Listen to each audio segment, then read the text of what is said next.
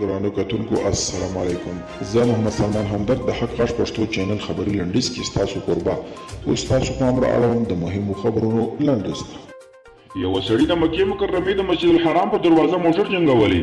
په سعودي کې هغه سړی نیول شوی چې خپل ګاډي یې مکې مکرمې د مسجد الحرام پر یوه دروازه ور جنګولی دي. دې سړي په ډېره چټکۍ خپل موټر له دوو امنیتي موانعو تېر کړي چې بالاخره مسجد الحرام ته پر یوه ننوتونکې دروازه لګېدلې او درېدلې.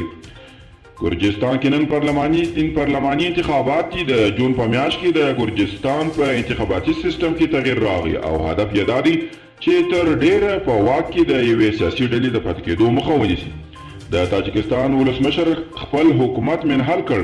د تاجکستان ولسمشر امام علي رحمان د دغه هیواد حکومت منحل کړی او نږدې 380 بندیانې بښلي.